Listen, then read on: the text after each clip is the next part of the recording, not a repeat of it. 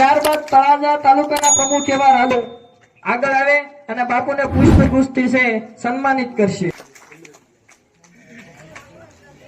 ત્યારબાદ અમરેલી જિલ્લાના પ્રમુખ એવા નાનજીભાઈને નમ્ર વિનંતી કરું કે જેઓ આગળ આવે અને બાપુને સન્માનિત કરશે। જોરદાર તાળીઓના ગડગડાટથી આપણે તેમને સૌ વધાવીશું મિત્રો। ત્યારબાદ પ્રકાશભાઈ વાઘેલાને નમ્ર વિનંતી કરું કે જેઓ આગળ આવે અને બાપુને પુષ્પ તાળીઓ પાડતી રહેવાની છે મિત્રો। આપણે આગળ સોથાભાઈ રૂપાભાઈને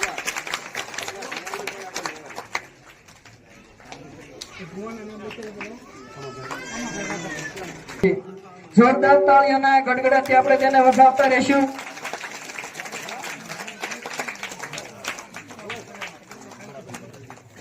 ત્યારબાદ પણ વધાવતા રહીશું મિત્રો।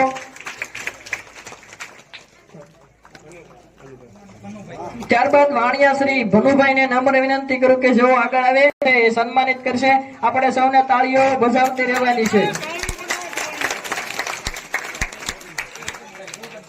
હું ગોગનભાઈને નમ્ર વિનંતી કરું કે જેઓ સ્ટેજ ઉપર આવે અને અમારા સૌરાષ્ટ્ર ઝોનના પ્રમુખ એવા સુરેશભાઈને છે એ ફૂલહાર। ત્યારબાદ મધુભાઈને નમ્ર વિનંતી કરું કે જેઓ સ્ટેજ ઉપર આવશે અને અમારા સૌરાષ્ટ્ર ઝોનના પ્રમુખ એવા સુરેશભાઈને પુષ્પહારથી સન્માનિત કરશે। ત્યારબાદ મોહનભાઈને નમ્ર વિનંતી કરું કે જેઓ સ્ટેજ ઉપર આવે અને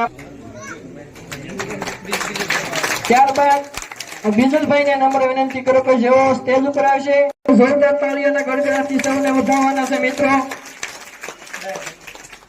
ત્યારબાદ દાયાભાઈને નમ્ર વિનંતી કરું કે જેઓ સ્ટેજ ઉપર આવે અને અમારા સૌરાષ્ટ્ર ઝોનના પ્રમુખ એવા સુરેશભાઈને છે પુષ્પહારથી સ્વાગત કરશે।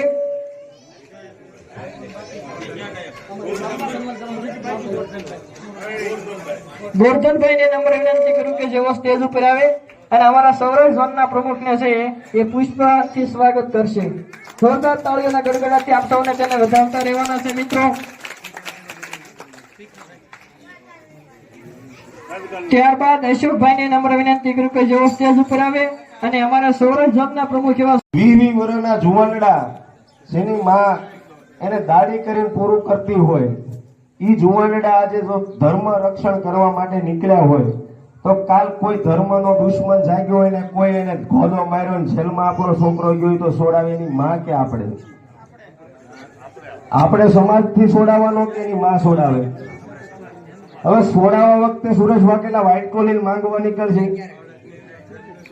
તો આ વ્હાઈટ કોલીન આ મારા જે સમાજ એક અમરેલી જિલ્લામાં તળાજામાં મહુવામાં જુનાગઢમાં બધે અલગ અલગ ફેલાયેલું છે। કોઈ ધર્મનો દુશ્મન જાગ્યો પાડી દીધો તો એને સમાજ બધાથી છોડાવવાની જવાબદારી હોવી જોઈએ।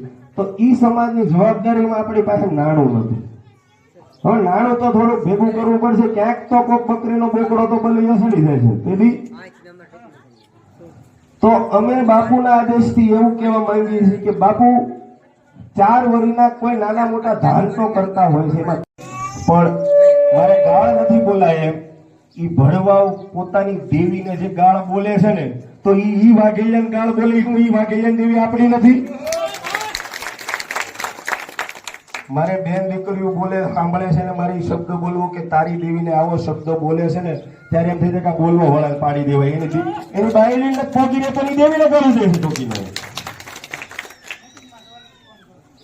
ત્યારે ઈ રેકોર્ડિંગ જે કરતા હોય ને તું તારે અડવા મળો અને અડતા ન આવડે ને તો આપણું બાજુનું પોલીસ સ્ટેશન હોય ને એ પોલીસ સ્ટેશનમાં રેકોર્ડિંગ વાળામાંથી કેસ કરો તો તારે હું બેઠો હોય। કારણ કે આ ધર્મને ગાળ દીધી એવો જાહેરમાં કેસ એનો ગુનો દાખલ થાય જ છે। એક જેલમાં જાય ને તો બીજો આવી દેવીને ગાળ દેવામાં હાથ ફેરી વિચાર કરે પણ આ દેવીને ગાળ દેવી એટલે આપણે તેમ થઈ જાય કે તો એમ છોડી દીધી। તાલુકાના પ્રમુખ નરસિંહભાઈ ભગવાનભાઈ વાઘેલાને ધારી તાલુકાના પ્રમુખ બનાવું છું અને જગદીશભાઈ ભીમજીભાઈ વાઘેલાને ધારી તાલુકાના ઉપપ્રમુખ બનાવું છું અને આવનારા સમયમાં હજી આને 11 તાલુકાની પેનલ 11 જણાની પેનલ પણ કરવાની છે અને ધારી તાલુકામાં આજે તાલુકા વાઇઝ પ્રમુખ બનાવું છું। આવનારા સમયમાં અમરેલી જિલ્લાના પણ પ્રમુખ હું અને બનાવવાનો છું। જેમ આજે 25 જણા છે આવનારામાં 500 થાય। આજે તાલુકે આપણે પ્રમુખ બનાવશું તો જ આપણા સમાજની એકતા થશે. એ માટે આજે ધારીમાં શેઠ આવીને આ ભાઈને નરસિંહભાઈને પ્રમુખ બનાવવું છે ને જગદીશભાઈને ઉપપ્રમુખ બનાવવું છે.